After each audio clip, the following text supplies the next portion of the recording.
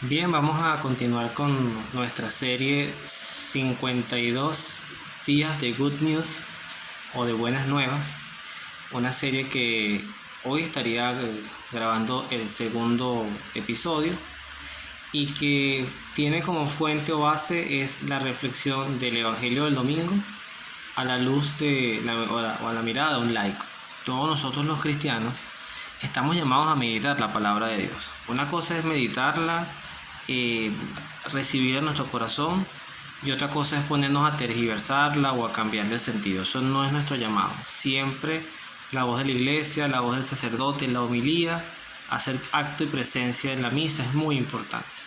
Pero también es un poquito ofrecer quizás una mirada al Evangelio desde una visión litúrgica, porque hay personas que no conocen a Jesús, hay personas que no están convencidas del todo, hay personas que no practican la fe católica, y nosotros estamos llamados a pescar, a reclutar, a invitar a las personas a formar parte de esta fe, porque al final Jesús mismo se presentó como la puerta, el camino, la verdad y la vida que lleva a la salvación. Entonces no hay otra puerta, no hay otro camino que no sea Él, y eso hay que decirlo con sentido de pertenencia y con respeto, no con juicio. Dios al final le da a cada quien la luz para su salvación según lo que haya recibido en verdad, pero tenemos el llamado a hacer de nuestra fe la mayoría, no sé si del mundo, pero sí de nuestro corazón, porque a veces nosotros tenemos un sincretismo ahí que coqueteamos con muchas creencias, y eso también hay que irlo depurando.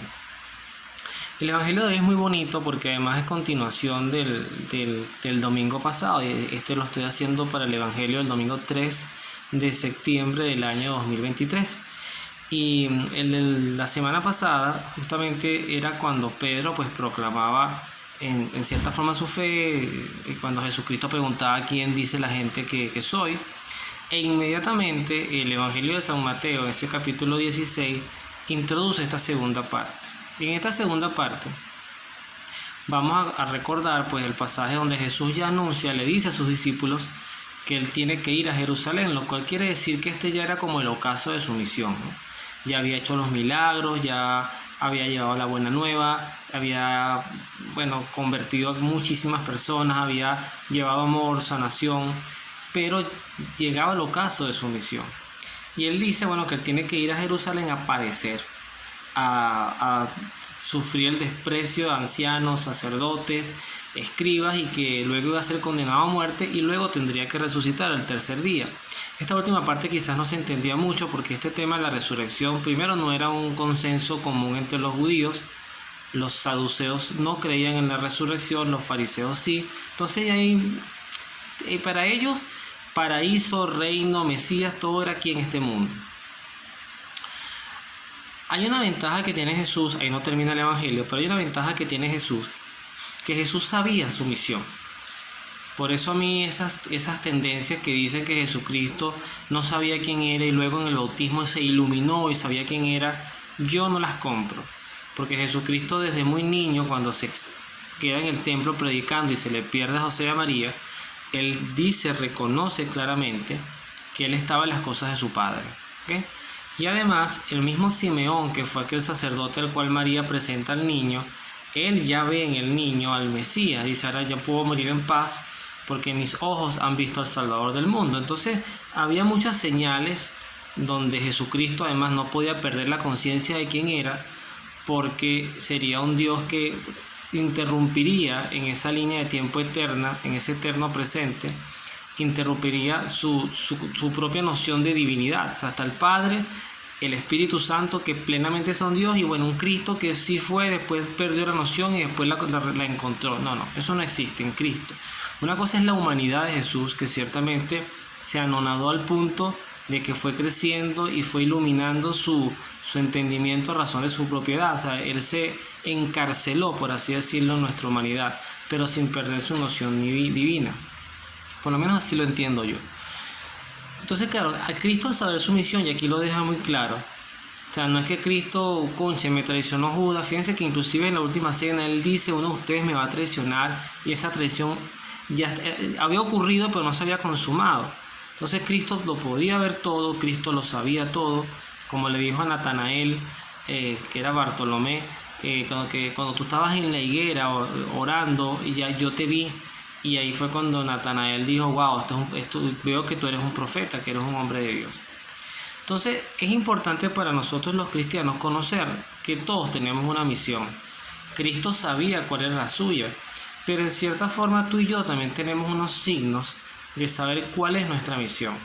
Nuestra principal misión, aunque suene egoísta, es salvarnos, es aceptar nuestra propia fe, es aceptar a Jesús como Salvador y tener obras de misericordia y de amor que nos lleven a la salvación. Amar y servir, pudiéramos resumir que son las dos palabras que en resumen haría la misión de todo cristiano. Pero también no olvidar, muy importante, y lo decías y lo vengo diciendo en las diferentes series que hago a través del canal de Abrazando Nuestra Fe, que no se va al cielo, es imposible ir al cielo sin pasar por una cruz. El mismo Cristo nos muestra que si bien Él es la puerta para la salvación, esa puerta también se construye, se vive en algún punto al final o durante nuestra vida a través de una cruz. Entonces pretender ir al cielo pero sin dolor, sin sufrimiento, sin persecuciones, en el cristianismo eso no existe. No sé en otras denominaciones religiosas que además no me presentan mucho interés porque todo pareciera que se consuma es para el mundo. El budismo, por ejemplo, que no es una religión, porque ellos mismos se confiesan ateístas, pero es como una meditación para yo vivir en este mundo en paz, aunque después vengan los temas de las reencarnaciones y una serie de cosas, igual que por ejemplo otras creencias como el mismo judaísmo o el mismo islam, que pareciera que construyen mucha prosperidad, pero para esta tierra, ¿no? Jesucristo no promete eso. Entonces, ¿qué ocurre? Viene Pedro con su humanidad totalmente comprensible y le dice al Señor, oye, no, que Dios te aparte de eso, o sea, que nada de eso contigo, ojalá que nada de eso te suceda. Y es aquí cuando Cristo, al mismo que le había dado las llaves del reino y que lo había bendecido en el versículos atrás porque había reconocido que él era el Mesías, le dice, apártate de mí, Satanás, porque tú quieres, no intentes hacerme tropezar, porque tú piensas como los hombres y no piensas como Dios. ¿Cuántas veces nosotros no hemos escuchado que alguien está enfermo o que está pasando una situación difícil y le empezamos a hacer promesas? Eso no va a pasar, decrétalo. Nosotros no podemos, no es responsable además pretender doblegar la voluntad de Dios. El cristiano se abandona a Dios. Señor, si tú me quieres sano, bendito sea, y si me quieres un momento enfermo, pues también bendito sea. A mí me parece que uno de los libros de las Sagradas Escrituras que mejor explica esto es el libro de Job. Yo lo recomiendo mucho. Esa parte, esos primeros 2 capítulos donde él entra en esa diatriba de tenerlo todo y perderlo todo, y luego su esposa le dice, maldice a Dios y muérete. O sea, ¿qué más vas a esperar? ¿Vas a seguir creyendo en este Dios? Bueno, maldícelo y muérete, porque al final entraste en desgracia. Y él le dice, qué insensatez, si aceptamos de Dios lo bueno, ¿cómo no vamos a aceptar lo malo? El Señor me lo dio, el Señor me lo quitó, bendito sea Dios. Esa es la postura del cristiano. El cristiano no se para a tratar de que el camino de su misión lo construya el mismo cristiano, el mismo creyente. Uno se abandona a Dios tanto en el camino como en el destino. Es decir, todo es voluntad de Dios, siempre que abracemos esta fe. Por eso el ministerio se llama Abrazando Nuestra Fe, abrazar la fe y tenerla en nuestro corazón. Pero además Cristo agudiza el mensaje cuando dice, el que quiera seguirme, que renuncie a sí mismo, a su ego, a su orgullo, a sus ideas, a sus pensamientos, etc. Que tome su cruz, vuelve a aparecer la cruz, que tome su cruz, es que no es negociable la cruz, y me siga. Pues el que quiera salvar su vida la perderá. Entonces el Señor reflexiona de qué le sirve al hombre ganar el mundo entero si al final se pierde a sí mismo. Por eso es importante este evangelio, porque nos muestra algo que dirá San Pablo, no recuerdo si en la carta a los Hebreos, pero que decía que una de las cosas que aprendió nuestro Señor, y es difícil decirlo, pues estamos hablando de Dios, pero que aprendió la obediencia, y la aprendió con dolor, con sufrimiento. Porque es que esto no era nada más rendirse a la cruz y que te claven y bueno, chévere, un poquito de dolor y ya. No, es que esto era la agonía de vivir la traición, el abandono, la soledad, todo lo que fue ese cóctel que acompañó la cruz. A veces a nosotros los cristianos nos toca caminar solos, nos toca ir contracorriente, nos toca que nuestras familias se entren en enemistad con nosotros porque oramos por ellos, o porque les decimos que por ahí no es. O de repente tú viviste una experiencia de fe muy hermosa y cuando quieres llevarla a tu hogar, pues no penetra igual, no tiene el mismo impacto con tus padres, con tus hijos, con tu pareja, con quien sea. Entonces es importante que rescatemos este mensaje de Jesús, que se divide en muchas partes. Primero es aceptar nuestra misión y llevarla con cruz, renunciando a nosotros mismos, no anulándonos. Cristo no nos anula. Cristo te ama a ti, me ama a mí como soy, con mis pensamientos, con mi terquedad, con mis debilidades, pero nos invita a levantarnos y a perfeccionarnos en su amor. Al final, aunque no es parte del propósito de esta serie, pero en la carta a los Romanos, que hoy se leía también en la misa, San Pablo hablaba en Romanos 12 de las 3 características que tiene la voluntad de Dios, que es buena, perfecta y agradable.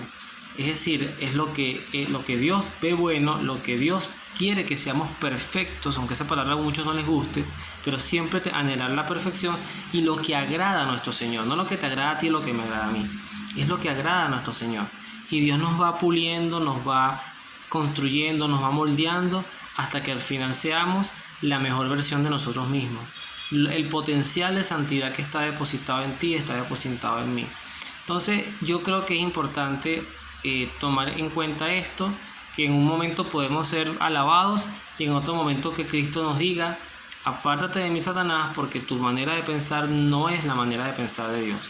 Llevemos eso con humildad y aprendamos a amar a Dios por quien es, no por lo que nos da, porque a veces más bien nos quita, sino por quien es, que es nuestro Señor, que es nuestro Creador, y además es nuestro Salvador, y un Espíritu Santo que nos santifique, camina con nosotros y camina con la iglesia, y aún en tempestades pues la mantiene a flote como promesa, porque ni las fuerzas del infierno podrán contra ella.